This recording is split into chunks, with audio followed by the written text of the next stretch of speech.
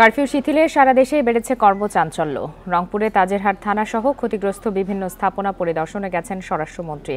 সার্বিক পরিস্থিতি নিয়ে জানাতে এই মুহূর্তে রংপুর ও চট্টগ্রাম থেকে যোগ দিয়েছেন সহকর্মীরা। শুরুতেই চলে যাচ্ছি রংপুরে, সেখান থেকে আছেন সহকর্মী নজরুল ইসলাম। নজরুল ইসলাম, রংপুরে তাজেরহাট থানা সহ ক্ষতিগ্রস্ত বিভিন্ন এলাকা পরিদর্শনে গেছেন স্বরাষ্ট্রমন্ত্রী, যেমনটি খবরে জানাচ্ছিলাম।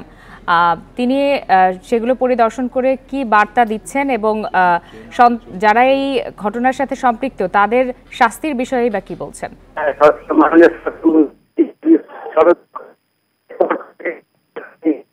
রংপুরের যে তাজহাট থানাটি জ্বালিয়ে দিয়েছিল ওই দিন যে ঘটনা ঘটেছিল, সেই তাজহাট থানা পরিদর্শন করেন।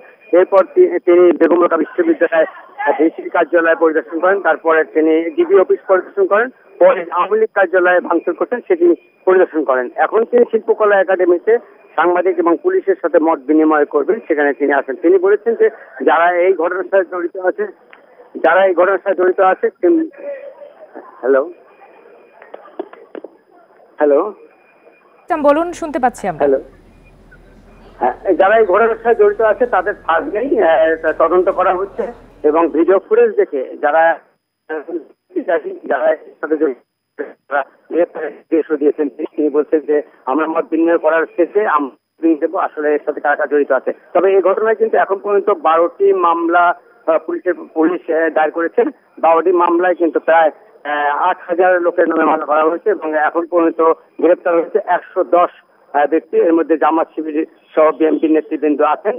আমরা পুলিশের সঙ্গে কথা বলেছি এবং স্বরাষ্ট্রমন্ত্রী যেটি বলেছেন যে স্বরাষ্ট্রমন্ত্রী এসে তারা পরিদর্শনের শেষে আসলে ক্ষতিগ্রস্ত পরিবার ক্ষতিগ্রস্ত যেটি হয়েছে সেটি আসলে তারা নির্দেশনা করবেন।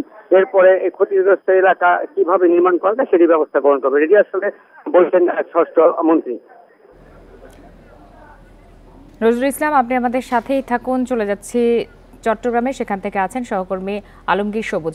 আলমগীর সবুজ, সারা দেশেই তো সহিংসতার সাথে যারা জড়িত তাদের গ্রেপ্তারে অভিযান চলছে। চট্টগ্রামে কি ধরনের অভিযান পরিচালনা করা হচ্ছে? দেশের অন্যান্য জায়গার মতো চট্টগ্রাম আসলে অভিযান অব্যাহত রয়েছে। আমরা সর্বশেষ চট্টগ্রামে 17টি মামলা করেছে চট্টগ্রামের মহানগরের 5টি থানায়। সেখানে আজকে আমরা একটু আগে চট্টগ্রাম পুলিশ কমিশনারের তরফ থেকে জানানো হয়েছে সেখানে আজকে 35 জনকে গত 24 ঘন্টায় গ্রেফতার করা হয়েছে এবং এই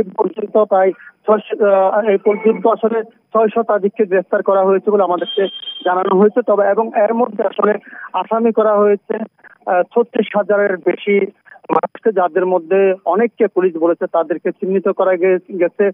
সিসিটিভি ফুটেজ সংগ্রহ করে তাদেরকে চিহ্নিত করে গ্রেফতার অভিযান চালাচ্ছে বলে পুলিশ আমাদেরকে জানিয়েছেন।